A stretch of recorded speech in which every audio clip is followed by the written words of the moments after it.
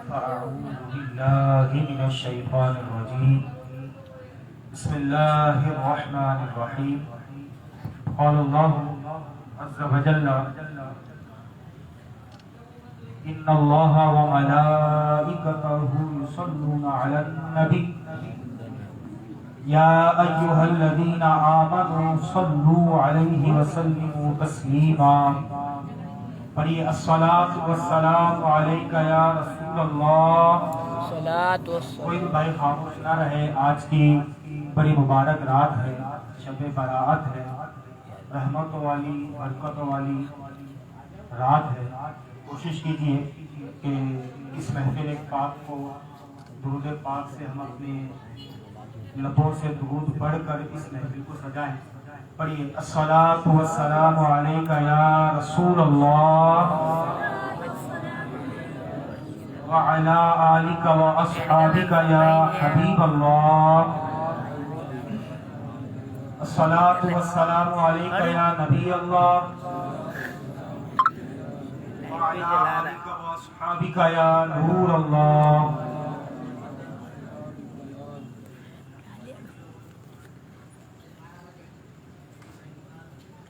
اللہ کے ایک ولی حضرت سیدنا حسن بصری رحمۃ اللہ علیہ, آپ بہت بڑے اللہ کے ولی گزرے ہیں اور بہت بڑے محدث بھی گزرے ہیں. آپ کے پاس ایک بڑھیا ایک عورت آئی اور کہنے لگی حضور والا میری نوجوان بیٹی تھی, اس کا انتقال ہو گیا. میری بیٹی مجھے بڑی یاد آتی ہے, آپ مجھے کوئی عمل بتائیے. آپ کوئی ایسا عمل بتائیے کہ میں اپنی بیٹی کو خواب میں دیکھوں. آپ نے کچھ ورد کچھ عمل دیا اور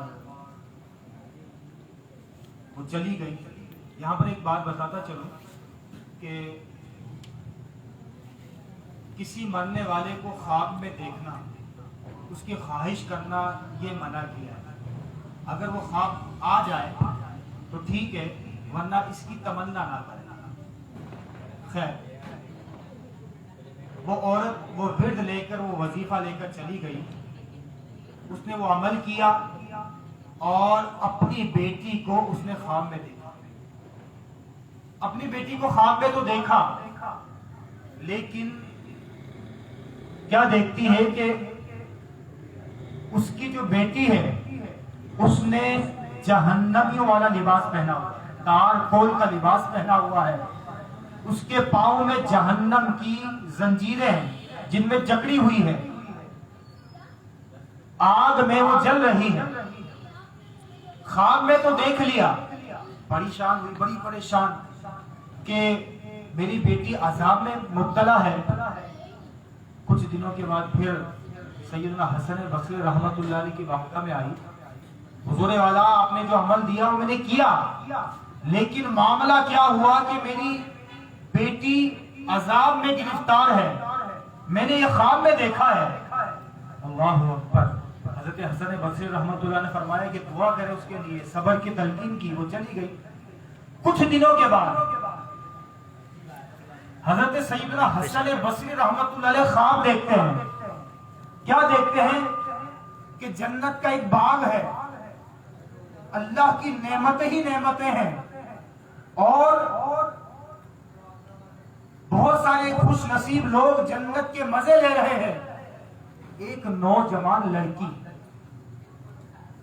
آپ سے مخاطب ہوتی ہے, اے حسن بصری, کیا مجھے جانتے ہیں؟ اور پھر آ کر بتایا تھا کہ اس طرح معاملہ ہوا. حضرت حسن بصری رحمت اللہ علیہ سمجھ گئے, ہاں, تیری ماں نے تجھے خواب میں کس حالت میں دیکھا تھا کہ تو جہنم کی آگ میں جل رہی تھی, لیکن میں یہاں پر کیا دیکھتی ہوں کہ تو جنت کے مزے لٹ رہی ہے. یہ معاملہ کیا ہے؟ اللہ اکبر. بڑی توجہ طلب بات. وہ لڑکی کہتی ہے میرے اعمال ایسے تھے کہ میں جہنم میں جاؤں. اس بنا پر جہنم کی آگ مجھے جلا رہی تھی، لیکن ہوا یا اللہ کی رحمت کیسے مجھ پر مہربان ہوئی کہ میں جس قبرستان میں موجود ہوں وہاں پر اللہ کا ایک کوئی بندہ آیا، اس نے قرآن پاک کی آیات پڑھی، درود پاک پڑھا، اور یہ پڑھ کر اللہ کی بارگاہ میں دعا کی، اے اللہ جو اس قبرستان میں دفن ہے، جو عذاب میں مبتلا ہے، اے اللہ میرا یہ پڑھنا قبول فرما، میں سب کو ایصال ثواب کرتا ہوں۔ وہ نوجوان لڑکی کہتی ہے حسن بصری رحمت اللہ علیہ سے کہ اے حسن بصری، میں آگ میں جل رہی تھی، لیکن ہوا کیا کہ اس اللہ کے نیک بندے کا قرآن مجید کی آیات پڑھنا تھا، درود پاک پڑھنا تھا، اور رب کی بارگاہ میں ہاتھ اٹھا کر ہمارے لیے دعا کرنا تھا۔ اے حسن بصری، مجھ سمیت اس قبرستان سے اللہ نے 550 مردوں سے عذاب قبر کو اٹھا لیا۔ مرنے کے بعد کسی مسلمان کے لیے درود پڑھ کر، قرآن مجید کی آیات پڑھ کر، صدقہ و خیرات کر ایصال ثواب کرنا، اس کے لیے بخشش کی دعا مانگنا رب سے، یہ کتنا اللہ کو پسند ہے، اور مرنے والے کے لیے کس قدر بہترین عمل ہے کہ اللہ تبارک و تعالی بسا اوقات زندہ لوگوں کی دعاؤں کے طفیل مرنے والے کی بخشش و مغفرت فرما۔ اور اس حکایت میں وہ کہتا ہے کہ قرآن مجید کی آیات کے ساتھ ساتھ اس نے درود پاک بھی پڑھا۔ علماء لکھتے ہیں کہ جو کثرت سے نبی کریم صلی اللہ علیہ وسلم پر درود پڑھتا ہے، اللہ تبارک و تعالی کی برکت اس پر ایسی ہوتی ہے کہ جو مسلسل درود پاک پڑھتا ہے، اللہ تعالی اس درود پڑھنے والے سے غموں کو، تکلیفوں کو، مصیبتوں کو دور کروا لیتا ہے۔ درود پاک ایک ایسا عمل ہے، علماء نے لکھا کہ اللہ تبارک و تعالی درود پڑھنے کی برکت سے بندے سے مصیبتوں کو، بلاؤں کو، مشکلات کو درود کی برکت سے اس بندے سے دور کروا دیتا۔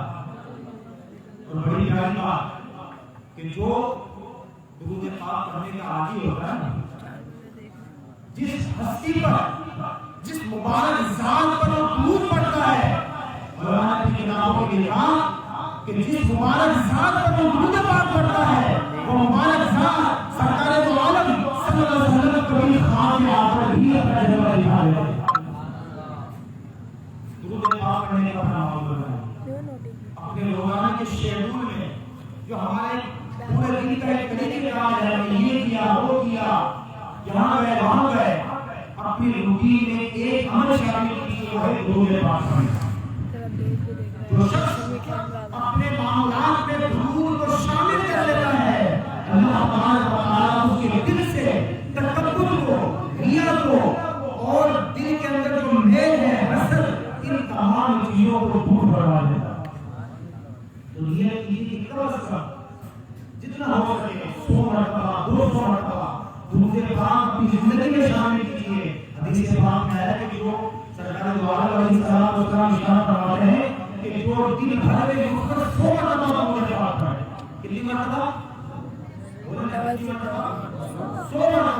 ارشاد فرمایا سرکار دو عالم علیہ السلام نے کہ جو شخص میرا امتی مجھ پر روزانہ 100 مرتبہ درود پاک پڑھے گا، اللہ تبارک و تعالی اس کی پریشانی پر نہیں دے گا، کیا کہ یہ بندہ جہنم کی آگ سے آزاد ہے اور منافقت سے بھی آزاد ہے۔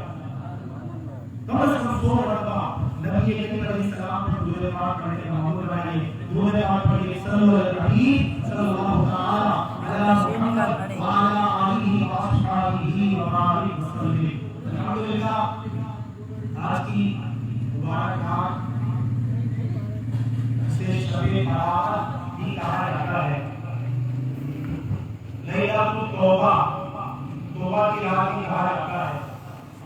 اللہ تعالی کی بڑی کرم نوازیاں ہوتی ہیں اس رات میں مسلمان۔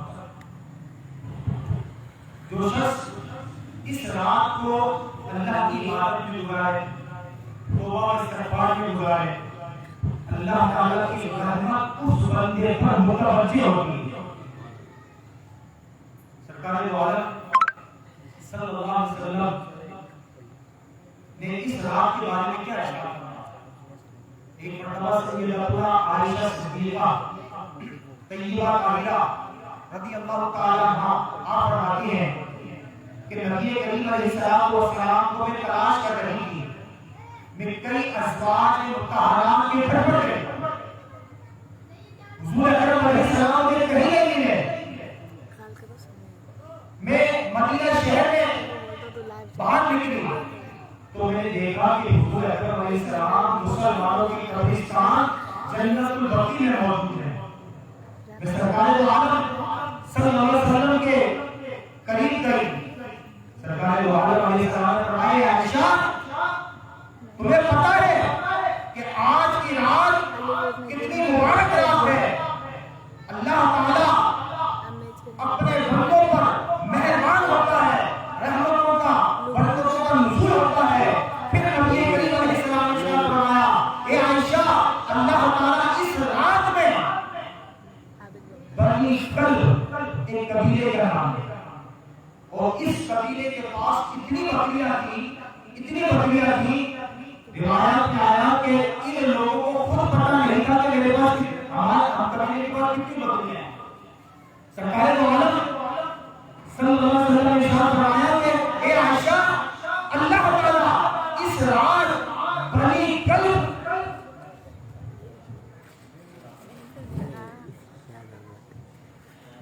کلب کی بکریوں کے بالوں سے بھی زیادہ گناہگاروں کی بخشش فرماتا ہے۔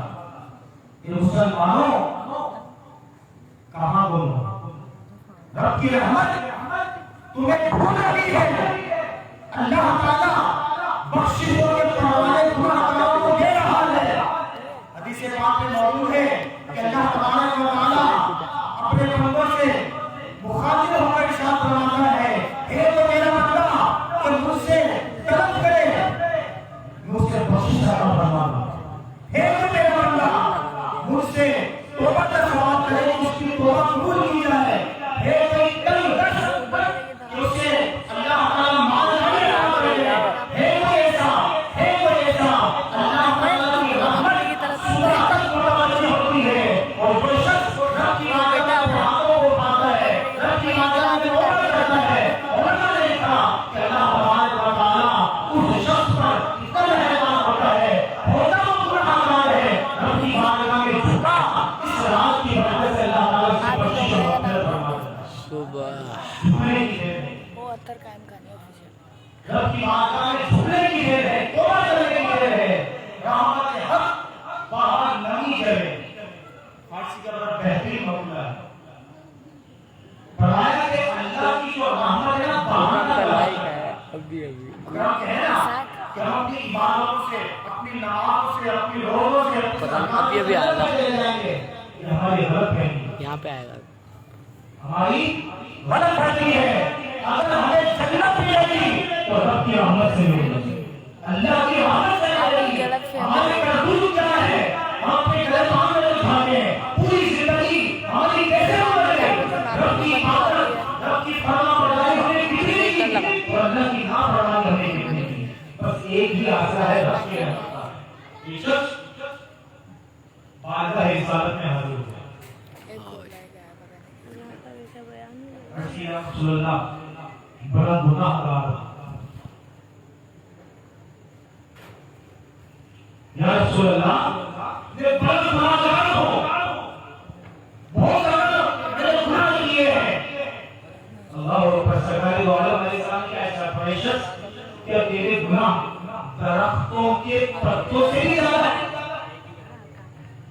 بڑا گناہ گار، یا رسول اللہ بہت زیادہ گناہ ہے۔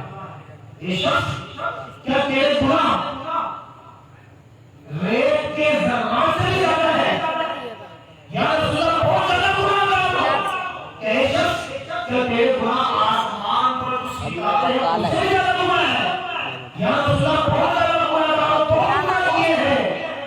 اللہ اکبر۔ کیا کرنا ہے؟ ابھی ہوگا نو فی الحال۔ یہ شخص بڑی توجہ آج کے بعد نا کہ اللہ کی رحمت ڈوبنے کی رات ہے. یہ شخص کہ تیرے گناہ اللہ کی رحمت سے بھی زیادہ ہے. یہ شخص تیرے گناہ اللہ کی رحمت سے بھی زیادہ ہے. کہنے لگا کہتا کیا روایت میں آیا کہ اس کے دل میں ایک طوفان تھا, آنکھوں میں میرے باہر آیا. زیادہ جمال ہونے لگا, یا رسول اللہ بڑا گناہگار ہو, آپ رب کی بارگاہ میں توبہ کیجیے, بڑا گناہگار ہو. سرکار دو عالم صلی اللہ علیہ وسلم نے ارشاد فرمایا یہ شخص اللہ کی بارگاہ میں توبہ کر, سچی توبہ کر, اور حق توبہ کر, اللہ تعالیٰ کے سامنے گناہوں کو بخشے. اللہ کی رحمت کیسی ہے. قرآن مجید فرمایا ہے کہ مشہور آیت وَأَنزَلْنَا الْمَلَائِكَةَ يَسْجُدُونَ.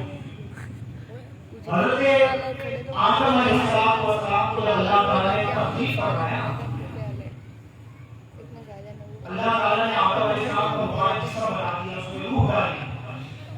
اب اللہ تعالیٰ نے تمام فرشتوں کو حکم دیا وَأَنزَلْنَا الْمَلَائِكَةَ يَسْجُدُونَ لِآدَمَ.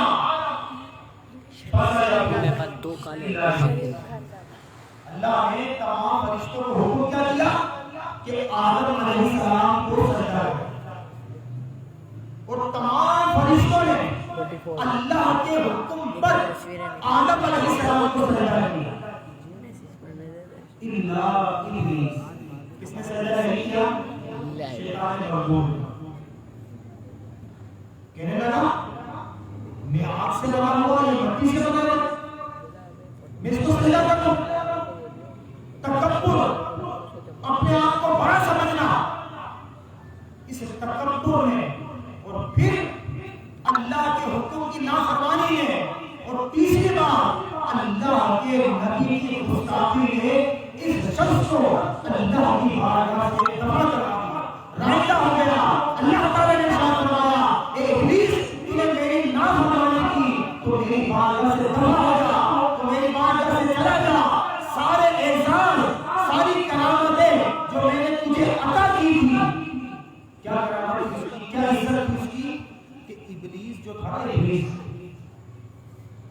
یہ معلم الملائکہ, فرشتوں کو پڑھانے والا تھا, فرشتوں کا استاد تھا. ایسا علم تھا اس پر, ایسا علم عطا کیا گیا تھا. لیکن یہاں پر یہ بات ذہن میں رکھیے کہ صرف علم یہ اللہ کی بارگاہ میں مقبولیت کی گھڑی ہے. علم کے ساتھ ساتھ نہیں ہے, سارے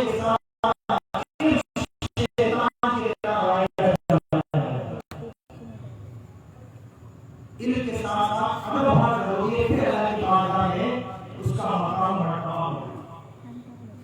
خیر, اللہ نے ابلیس کو اپنی بارگاہ سے رائندہ کر دیا, دفع ہو جا.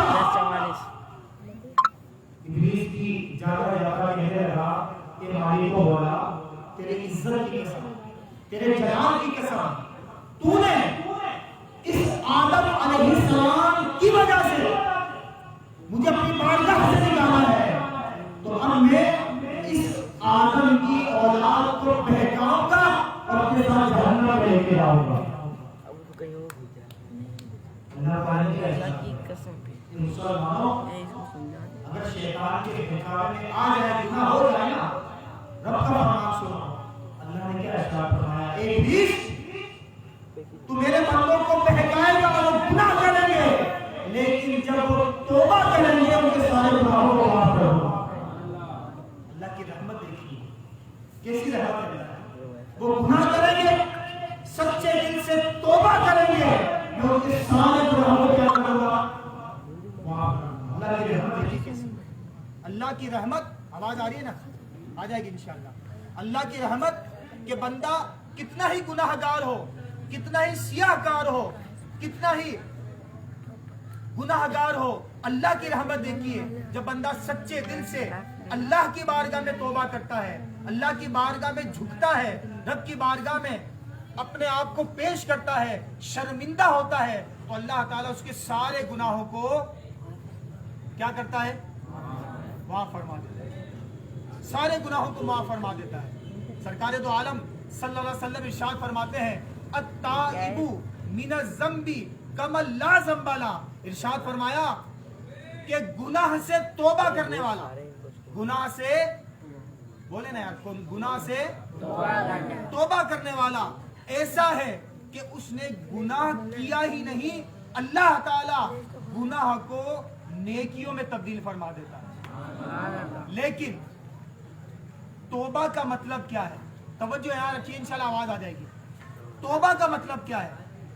توبہ کا مطلب یہ ہے، حدیث پاک میں ارشاد ہوا، فرمایا الندم توبہ، بندے نے گناہ کیا، نافرمانی کی، اب شرمندہ ہوتا ہے کہ میں توبہ کرنا چاہتا ہوں، تو یاد رکھیے کہ اپنے اس گناہ پر شرمسار ہو، شرمندہ ہو، کیا ہو؟ شرمندہ ہو کہ اے مالک و مولا مجھ سے یہ گناہ ہو گیا، اپنے گناہ پر شرمندہ ہو۔ جب گناہ پر شرمندہ ہوگا ایک بات، اور دوسری بات کیا کہ اللہ کی بارگاہ میں توبہ کا مطلب پہلی بات کیا تھی؟ گناہ پر شرمندہ ہو، اور دوسری بات جو گناہ کیا ہے یہ دل میں پکا ارادہ کرے کہ آئندہ اور نافرمانی نہیں کروں، یہ ہے توبہ کا مطلب۔ توبہ توبہ توبہ، توبہ زبان سے توبہ بولنا، توبہ کیا ہے؟ پہلی بات کیا کہ دل میں شرمندہ ہو، میں نے گناہ کیا، میں اس گناہ پر شرمسار ہو، اور دوسری بات آئندہ اور نافرمانی نہ کرنے کا پکا ارادہ ہے، اور تیسری بات بڑی پیاری بات، اللہ کی رحمت پر یقین کرے کہ میں نے جو توبہ کی ہے نا، اللہ تعالیٰ میری توبہ کو قبول کرے۔ ہوتا پتہ کیا ہے؟ جب ہم دعا کرتے ہیں میری دعا قبول ہوگی، میری دعا قبول ہوگی، نہیں ہوگی، دعا کی اور توبہ کی قبولیت کی شرط میں سے یہ ہے کہ اللہ کی مبارک ذات پر، اللہ کی رحمت پر یقین کرے کہ میں جو دعا کر رہا ہوں اللہ تعالیٰ میری توبہ کو، میری دعا کو قبول فرمائے گا۔ توبہ کی شرائط میں سے تیسری شرط کیا ہے کہ اللہ کی رحمت پر کامل یقین رکھے کہ میں نے جو توبہ کی ہے اللہ تعالیٰ میری توبہ کو، بولے نا، توبہ کو قبول فرمائے۔ انشاءاللہ یہ تین باتیں ذہن میں رکھیں گے تو اللہ نے چاہا تو اس بندے کی توبہ اللہ تعالیٰ کیا کرے گا۔ تو آج کی جو رات ہے نا، یہ توبہ کی رات، اللہ کی بارگاہ میں جھکنے کی رات ہے۔ لیکن افسوس ہماری ایک بہت اکثریت ہے کہ اس رات کو بھی یا تو ٹی وی کے سامنے یا موبائل میں یا یہاں بیٹھ کر وہاں بیٹھ کر گزار کرتے ہیں۔ ماشاءاللہ پہلے محلے نے اہتمام کیا، اللہ کے رسول کی ذکر کے لیے آپ بیٹھے، یہ اچھا رہا۔ یہاں سے فارغ ہونے کے بعد جس سے جتنا ممکن ہو سکے کچھ نہ کچھ نوافل قرآن کی تلاوت کم از کم 2 رکعت پڑھ کر اللہ کی بارگاہ میں توبہ کو کرتے ہیں، اللہ کی رحمت بہت بڑی ہے۔ اس بات کو دل سے نکال دیں کہ میری کیسے بخشش ہو، میری بخشا جانا۔ ہاں بخاری شریف کو ہم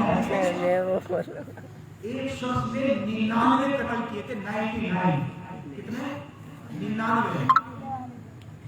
قتل کر دیے اس نے،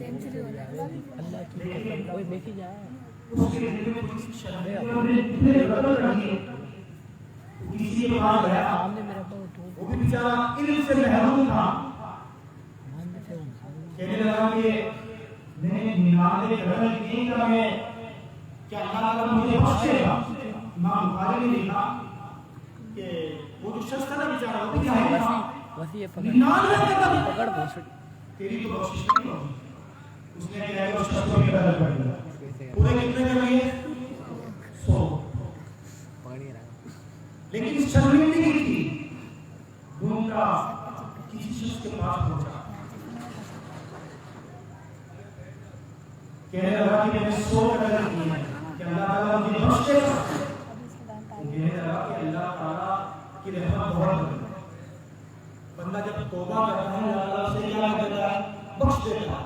ہاں اللہ کی رحمت بہت بڑی ہے، تیری بھی بخشش ہو سکتی ہے. تم ایک کام کرو، فلاں علاقے میں فلاں گاؤں میں جاؤ، وہاں اللہ کے نیک بندے ہیں، اللہ کے اولیاء ہیں، ان کے پاس جا کر دعا کرواؤ، ان سے دعا کرواؤ، اللہ تعالیٰ تمہارے گناہوں کو معاف کر دے. اللہ کی رحمت دیکھی. امام بخاری لکھتے ہیں کہ وہ شخص اس گاؤں کی طرف چلتا ہے، لیکن راستے میں اس کا انتقال ہو رہا ہے. کیا ہو رہا ہے؟ اس کا انتقال ہوا. کیا؟ اللہ کی رحمت کے فرشتے آ گئے. اللہ کی رحمت کے فرشتے آئے اور اللہ کے عذاب پر جو معمور ہے وہ بھی فرشتے آئے. اس کو ہم لے کے جائیں گے، اس کو ہم لے کے جائیں گے. اللہ کی بارگاہ میں فیصلہ ہوا، مولا یہ گناہ گار ہے.